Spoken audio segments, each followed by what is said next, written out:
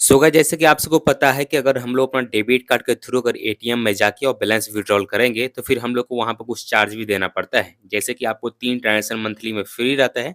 उसके बाद जब भी आप मनी विड्रॉल करोगे उसके ऊपर आपको जो है ₹24 चार्ज देना पड़ेगा, जो कि हाई लेवल का चार्ज होता है।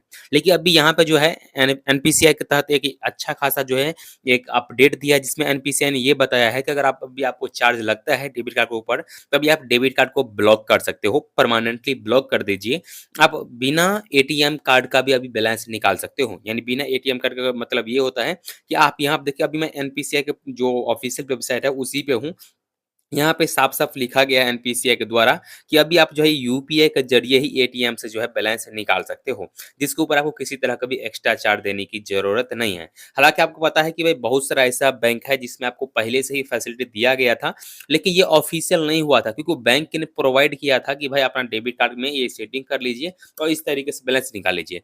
लेकिन अभी एनपीसीआई ने ये परमिशन आपको दे दिया है कि अभी आपको हर बैंक के एटीएम में एक आपको यूपीआई क्यूआर कोड का फैसिलिटी दिया जाएगा, जिसके तहत आप बैलेंस को निकाल सकते हो, ठीक है? यहाँ पे देखिए विथड्रॉल का अगर देखेंगे तो इंटरनेशनल भी आपको फैसिलिटी प्रोवाइड किया जाएगा और डोमेस्टिक भी फैसिलिटी प्रोवाइड किया जाएगा।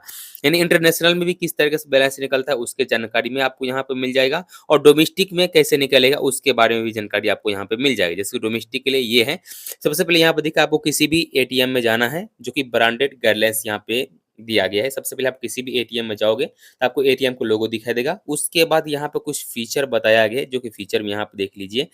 सबसे पहले यहाँ पर जितना भी कैश आप विथड्रॉल करोगे, वो आप यूपीआई एटीएम में आपको जाना पड़ेगा। इसके अलावा यहाँ पे अमाउंट एक आपको सेट करना पड़ता है, जितना भी अमाउंट आपको निकालना रहेगा उतना अमाउंट आपको पहले एटीएम में ही आपको फिक्स कर देना है। उसके बाद आपको क्यूआर कोड को स्कैन करना पड़ेगा, जिसमें ट्रांज़ैक्शन लिमिट भी यहाँ पे कुछ प्रोवाइड कर दिया गया है कि अगर आपको पता है कि डेबिट कार्ड के ऊपर भी जो है लिमिट एक फिक्स किया गया है, लेकिन यहाँ पे भी कुछ लिमिट फिक्स कर दिया गया, जो कि 10,000 दिया गया है पर ट्रांज़ैक्शन। यानी आपको जितना बैलेंस निकालना है उतना निकाल सकते हो, लेकिन आप एक बार क्यूआर कोड स्कैन करोगे तो सिर्फ आपको ₹10,000 निकलेगा। स्कैन करने के लिए यहाँ पे दिया गया है, इस तरह से क्यूआर कोड आपको जनरेट हो जाएगा। एटीएम में आपको क्यूआर कोड जनरेट हो जाएगा। उस क्यूआर कोड का आपको किसी भी थर्ड पार्टी एप्लीकेशन के थ्रू आप स्कैन कर सकते हो, या तो भीम एप्लीकेशन के थ्रू भी आप स्कैन कर सकते हो। हालाँकि भीम एप्लीकेशन गवर्नमेंट का है, तो आपको मैं ये रिकमेंड कर सकता हूँ कि भाई साहब आप वही एप्लीकेशन को यूज़ कीजिए जो गवर्नमेंट आपको प्रोवाइड कर रहे हैं। हालाँकि थर्ड पार्टी एप्लीकेशन भी यहाँ पे एक्सेप्टेड है, तो आप उसके थ्रू भी बैलेंस निकाल सकते हो। आपको स्कैन करना है, स्कैन करने के बाद जो भी आप एमपिन बनाए रहोगे, एमपिन आपको डाल देना है, आपका बैलेंस विथड्रॉल हो जाएगा। सबसे बड़ी बात यहाँ पे ये है कि भाई बैलेंस विथड्रॉल होने के बाद हम सबसे 1 भी रुपया का एक्स्ट्रा चार्ज नहीं लिया जा रहा है, और ये हम लोग सबके लिए इसके लिए बेनिफिट रहेगा कि भाई साहब दुनिया तो डिजिटल के साथ-साथ इंडिया भी डिजिटल हो रहा है। यानी सब काम आप डिजिटल तौर पे कर सकते हो। आपके पास एक मोबाइल फ़ोन होना चाहिए, मोबाइल फ़ोन में एक आपको कोई भी थर्ड पार्टी एप्लीकेशन होना चाहिए। उस एप्लीकेशन के थ्रू आप अभी किसी भी एटीएम से जाके बैलेंस विथड्रॉल कर सकते हो। हालाँकि ये फैसिलिटी को एनपीसीआई ने परमिशन दे दिया है, प्रेस भी रिलीज़ कर दिया है, लेकिन ये सब फैसिलिटी यूज़ करने के लिए मार्केट में कम से कम अभी आपको 2 से 3 महीना का टाइम देना पड़ेगा। हालाँकि एसबीआई का एटीएम में जाओगे तो वहाँ पे ऑलरेडी बहुत सारा फैसिलिटी है, आप वहाँ से निकाल सकते हो, लेकिन एसबीआई का जो एप्लीकेशन से ही निकाल सकते हो। जैसे कि आईसीआईसीआई का अकाउंट है तो आईसीआईसीआई का एप्लीकेशन से, यानी आई मोबाइल पे एप्लीकेशन से ही निकाल सकते हो। लेकिन आने वाला टाइम में 2 से 3 महीना वेट कर लीजिएगा। उसके बाद क्योंकि कोई भी फैसिलिटी इंक्लूड किया जाता है तो उसके लिए आपको टाइम देना ही पड़ता है।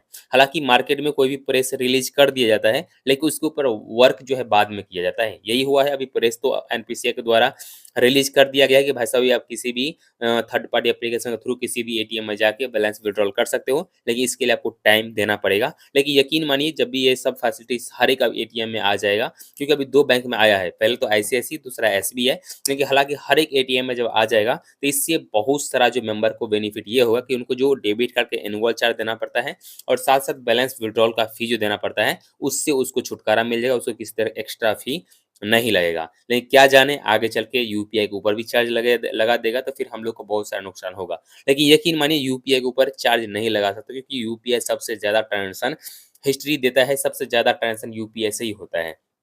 तो आई थिंक इसके ऊपर चार्ज नहीं लगाना चाहिए, लेकिन सरकार है, कुछ भी कर सकता है, एनपीसीआई का अपडेट है, कुछ भी वो लोग कर सकते हैं।